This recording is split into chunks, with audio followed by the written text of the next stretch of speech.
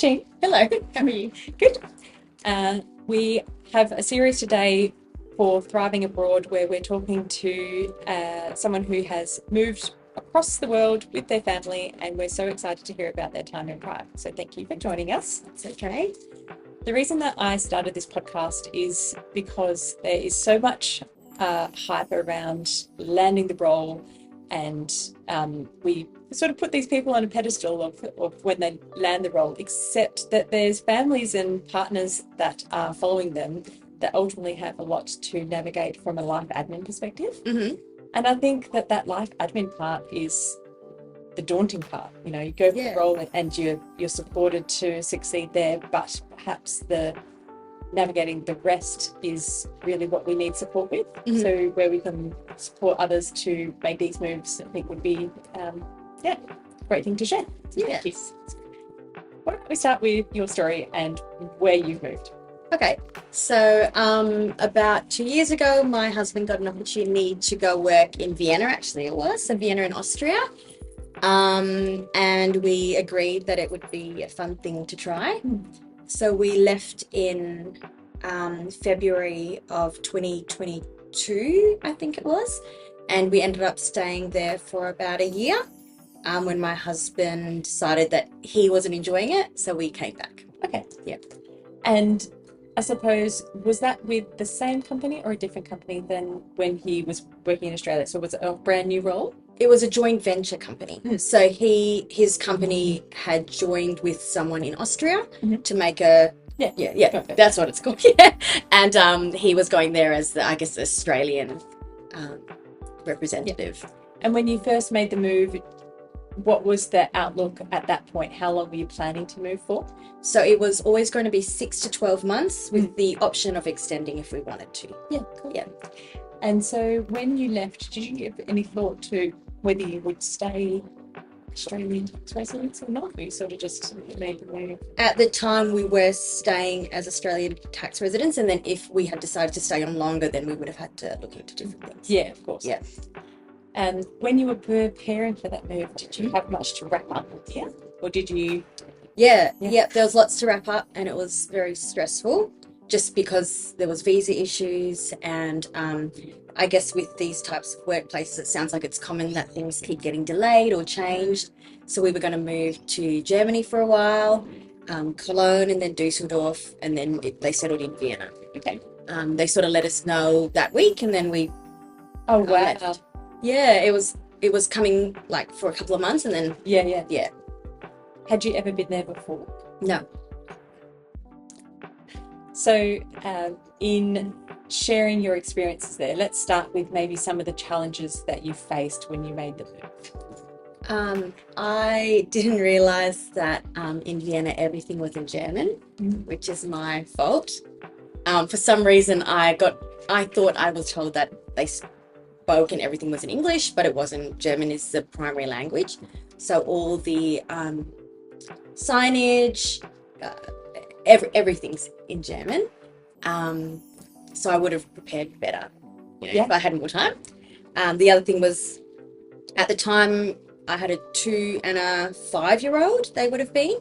So the 5-year-old was going into school, which was good, but the 2-year-old was with me without any support at all. And my husband was working very long hours and flying in and flying around Europe. So that was also a bit challenging. Different to what you had experienced in Perth when you had the girls here? Yeah, so in Perth, I was working in Perth, so my daughter went to daycare and my older one went to school. And I have my family here, and we just have a bit more support. Of course, yeah. I'm sure that's a common thing that people are navigating when they're thinking about moving abroad, is we're not going to have the support systems that we have back home. So how's that going to look? Yeah, and what are you going to do and how are you going to survive? When we speak to many of our clients that move abroad, potentially to the Asia Pacific region, there's potentially more assistance that's available, and with nannies or cleaners or different support. Was any of that possibility where you were? Yeah, so in Europe it's just a bit more expensive. I ended up finding a babysitter off Facebook, actually, like the Facebook groups. So we paid for her to come 2 hours a week to help me out when my husband was away. He was away maybe for 2 weeks at a time or something. Wow. And 2 hours though. Yes, yeah. Well, yeah. And then we were lucky that the place that we were renting through my husband's work had a cleaner. Okay. So she came once every 2 weeks. Okay. Yeah. Thankful for small mercies. I know, it was amazing. That's still a lot. Okay. Yeah. Is there any other challenges that you faced in moving? Just the organising beforehand, like we talked about. It was very stressful. The not knowing. So I had to give my notice to my job. Just trying to wrap that up. Notice to the school, whether we were trying to figure out whether we were going to be here or not. It was just, the lead up to it was quite stressful. But once you got there, I think the excitement of it outweighed the difficulty. Yeah. Yeah. When you first moved, did you go straight into accommodation that was organised for you? Yes. That's helpful, right? So quite often, if you need to sort that out yourself, then you're looking at maybe short-term accommodation and then going to the rental market, what have you. So that was, I'm sure, took a little bit of a load off to know you had a roof over your head. Yeah, so we were going to do an Airbnb for 6 weeks, but they were able to contact the Airbnb off market, and then we rented it through them. Yeah, great. So it worked out really well. Yeah. Okay, so I suppose when you're moving to Europe, had you been to Europe previously? Yes. Yeah. What were some expectations that were busted, I suppose? Of, definitely the language was one thing. Which was just my fault. What about the general cost of living there? Was it similar? No, it was a lot more expensive. So I knew cost of living would be expensive, but I thought that like clothes and like makeup, I thought that side of things would be cheaper. And it wasn't. So they have a sort of equivalent to Kmart, but not to the same extent. That everything was just more expensive. Yeah. Which Kmart becomes Agri too, doesn't it? Yeah, and Target. Yeah. Yes. It's so well priced, and you just assume it's everywhere. Yeah. That's funny. Yeah, I would definitely do absolutely the same thing.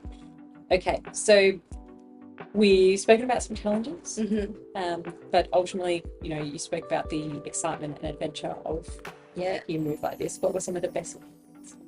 I think, what everyone talks about, like moving to Europe, it's so easy to travel within Europe. So the schooling system over there, at least in Austria, there's a lot of public holidays and a lot of just days off with the school. So we had a lot of chances to travel on long weekends, and you just go for an hour on the train and you're in another country. That was really fun. It sort of was nice to do it with the girls as a family, and it sort of brought us closer together. Vienna itself is a really cool city compared to Perth. It's a lot more busier, more lively. There's global events there nearly every weekend. It snows. There's an ice rink, in front of a church. It's so different to here. So it's incredibly pretty there, isn't it? Yeah. It was just so different to what I'm used to. It was just really exciting. Yeah, if that makes sense. Yeah. What some other great parts about your move? What do you take away from it as holding dear to you? The people that we met. So I think we met a lot of new friends from all different places in the world. I really enjoyed how the kids got to see just another way of life. Yeah. I think they've grown up and they've lived only in Perth, and everyone mainly speaks one language. There's one culture, I guess, as such. Over there, everything's so different, and going to an international school, people were from everywhere. Yeah, all different languages. She met kids from all different walks of life who had different challenges to her, and she'd come home and ask all these questions, and she learned so much. I think it's just an amazing thing for them to experience. Yeah. And then even just myself learning all these different ways and meeting all these different people, really fun. The girls being quite young when you moved, do you find that they recall much of their experience when they were there? No, so the 2-year-old remembers nothing. She just remembers it being cold, so she'll sometimes ask can we go back to the cold place? But my older one remembers. Yeah. And she asks to go back all the time. Does she? Yeah, she FaceTimes her friends sometimes, and they write letters to each other and stuff. That's so sweet. It's really cute. Yeah. So I suppose that leads into, they're keen to go back or to, go on another adventure. What about you? Yes, I'm very keen to. If my husband got offered it again and if he was interested, then we'd definitely go. Yeah. He didn't enjoy his time in Germany or Vienna as much as we did, so Yeah. Okay. I don't think that he's like not super excited for it, but we are. So it wasn't so much the location though as potentially the work he was doing. Just work politics. Yep. Yeah. So what would you do differently facing another adventure to the first time round? I would research what language they mainly speak there. Good one. And maybe like prepare a bit more from that side of things. Like learn the sort of the base. You learn once you're there, but it'd be nice to sort of be a bit more prepared. I found like joining all the Facebook groups really helped. Yeah. So I'd do that again, and then I'd look more into the medical insurance side of things. I sort of had looked it up, but it wasn't like sort of on the top of my mind, and I realized doing it in Perth and finding out all the details of what's, I guess, included or not is easier than doing it when you're over there and you're trying to call an Australian number. That and navigating a different language. Correct. Yeah, absolutely. Yeah. Yeah. And then also like immunizations and stuff was stuff I never even thought about. And when we got there, I realized there was a set of immunizations that, you need in Europe, but you don't think, things like that. I just, for some reason, just hadn't crossed my mind, and everything else to. Well, there's everything else to think about. So absolutely. I wouldn't have thought about that either. Yeah. And then when you are comparing the school systems, obviously, had your daughter started public school? Just kindy. Yeah. Yeah. So you had a kindy experience to compare against an international school. Yeah. Vienna. How did that compare? It was really different. So we go to a public primary school in Perth, and she was going to like a private international school in Europe. Yeah. So the difference was crazy. They included like ice skating and yoga after school, and like they had gymnastics. Everything was sort of included in the school, and you could drop off the kid at like 8 and pick her up at like 5 o'clock, and it was all sort of part of it. I think they had like different subjects. It was just a lot more, I guess, better funded, which makes sense. Yeah. And the teachers were really open to different cultures. They were just a lot more culturally aware. Yeah, I think so. And just the stuff they were saying, they were very accepting. It was a really, really good school. Many people make these moves abroad, perhaps just for the adventure, or just to maybe go see family that they might have there. Yeah. Lots of different reasons that people move for. When people move for work, quite often there are things included in that work package or whatnot that can help things along. Yeah. Were there any access to like professionals or support systems through that process? Yeah, so they had like a relocation specialist that they assigned to us when we got there. I personally didn't find it very helpful. I just didn't find it very helpful. So we had Is it more the logistics part of it rather than the integration part? No, so her job was to help us get settled into Vienna. Oh, yeah. But the stuff that I needed help with, I found that she wasn't, I guess it might have been this particular company or anything, but it just wasn't very useful. Yeah. Ultimately, when we're moving countries, there's different cultures that we're experiencing and different traditions. What did you find in your experience? So we found there was very different traditions in Austria that were like very different to Perth. So we were there over a year, so we got to experience Easter there and New Year's and Christmas. Yeah. So all their like markets over there were really fun to see. Over Christmas, instead of having like a Santa Claus in a red suit, they have a Chris angel, like an angel that comes on Christmas. But they have like a St. Nicholas that comes earlier in December. And they also have a Krampus, which is like a monster that runs after the kids if they're naughty and like tortures them. Okay. So in like their version, it's called Prater. So it's sort of like an adventure world, like a Ferris wheel area. They have a Krampus run, and everyone dresses up like that monster and then runs through and chases everyone. And it like freaked out my kids. They were so like, it's just so different. It's so exciting to like be part of it and go and be. And so different. And it's so different to here. Yeah. They have little puppet shows. And then over at New Year's, They have like pigs that are everywhere because that's like, I think it's good luck, and little four-leaf clovers, and you can just sort of wander around the city, and it's just a really fun. And it's cold at that time, right? Snowing. Yeah. Yeah. It's really cool. That's so nice. And Easter time? Easter time, they just have all the markets. Yeah.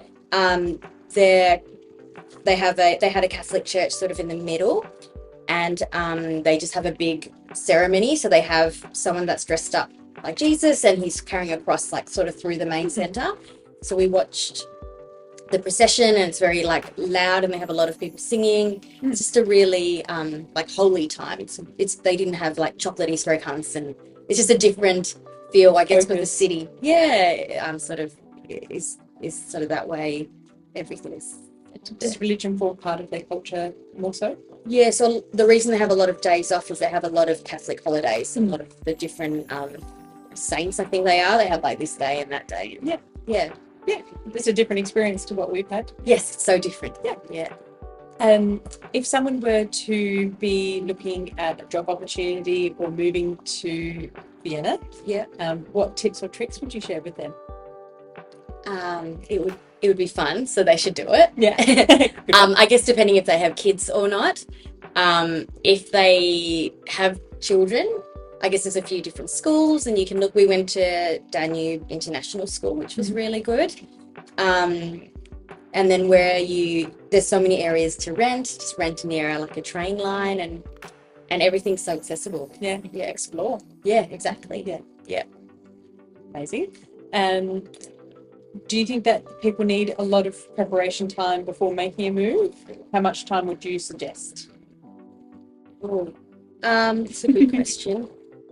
I feel you don't really need that much time because you can always just figure it out when you're there. Yeah. But I guess from the point of packing, if you're going for a while, it is good to have at least like a month or so to make sure you have the right clothes. So we knew it would be cold, but I didn't realize how cold is.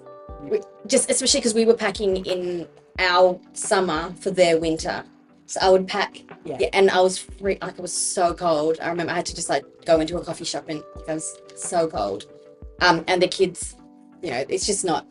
Yeah, we don't even sell the type of clothes that we really need for. All the shoes, like I didn't realize that the winter shoes. So the shoes that I bought for the kids, they were getting soaked in the snow walking to school. Their feet would be freezing and they'd be slipping, all that stuff. So just trying to, I guess off Amazon, trying to sort out what the wet weather stuff. Otherwise, when you're there, you can buy it as well, I guess. Yeah. And then if you were to go on another adventure, would you consider anywhere in the world? Have you got somewhere in mind that you'd like to explore next? No, anywhere in the world's good. It just depends on where he gets an opportunity. My job doesn't really, I would never be offered anything, so I can't be choosy. What industry do you work in? Healthcare. Yeah, okay. Yeah, so there's no need for me to be needed like anywhere. So.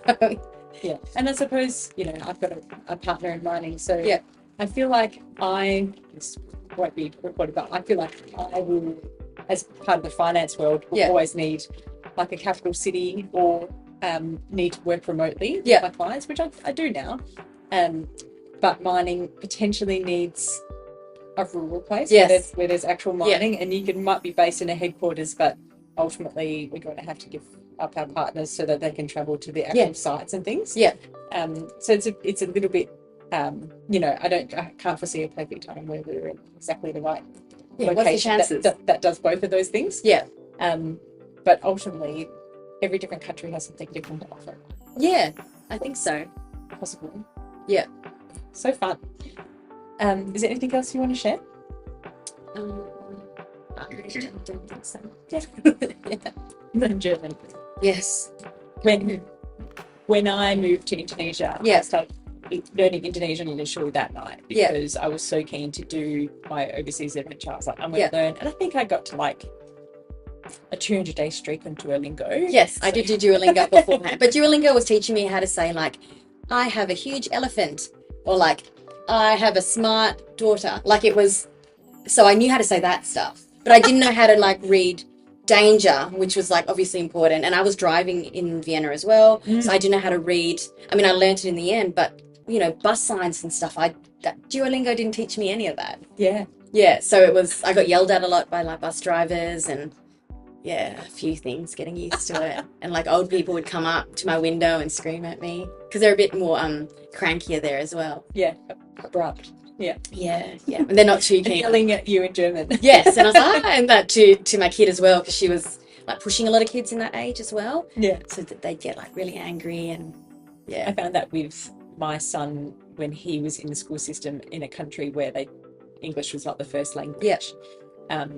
He would just get so frustrated. Yeah. He'd either lash out physically or he'd isolate himself and just be like, I cannot communicate with anyone. Yeah. And he was only just learning English, right? Yeah. And then all of a sudden he's trying to communicate with these other children in the... It's hard. Yeah. So in the international school, there was a large influx of Ukrainian and Russian children just around the time we were there because the war had started. So they spoke English. So, I mean, for my daughter, it was fine. But for these kids from Eastern Europe, they literally couldn't speak any English. And you can see the same thing. They were either, some of them were like just really scared and just stuck by themselves. And other ones were like trying to, but they were like hitting, scratching, or biting, especially the younger ones. Yeah. Just because they didn't know how to get someone to play with them. And it's just so, yeah, it was really tough to navigate. Yeah.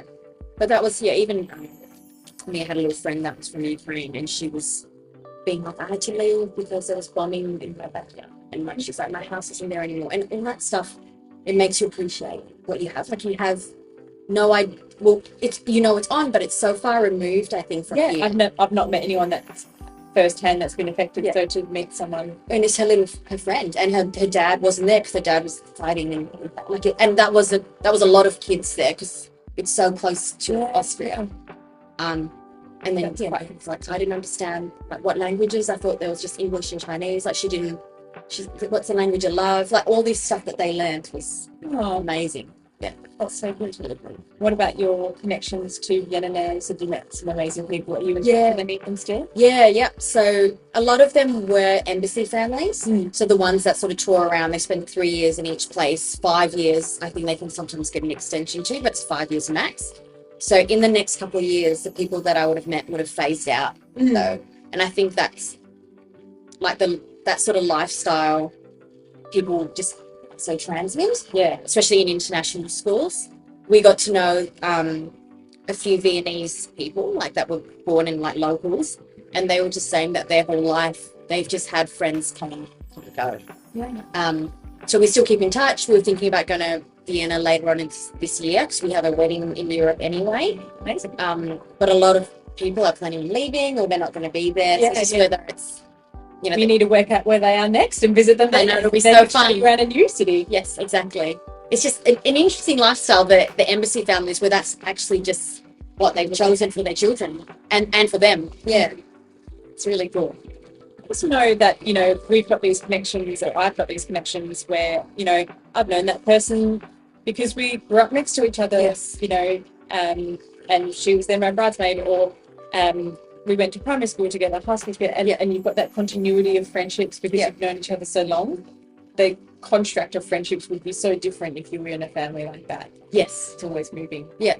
And I think, well, for myself, I don't know whether we'll get the opportunity again, but because it was such a distinct part of my life, I feel like even if I don't see these people for a year or 2 years and we're thinking about meeting up in Dubai, like in the middle, if we were to, I think we could pick up where we left off. They're the best type of friendships that you don't need to see each other all the time, but that you've got that connection that you can pick it up where you left off. And you see them every day, and it was such a like intense period as well because you don't have anyone else there, your friends and your family, and if I needed something with the kids, I'd have to drop them there. It's just, it was a really it was really nice. It's like an intense friendship that makes it stickier in a way. Oh, that's really beautiful. Well, on to the next adventure. Yes, exactly. Well, it's nice to be home as well. And we have a great life in Australia. There's so much to be grateful for. There is, but a whole wide world to see as well. So yes, see where the adventure takes us. Yes. Thanks for joining me. Thank you very much for having me.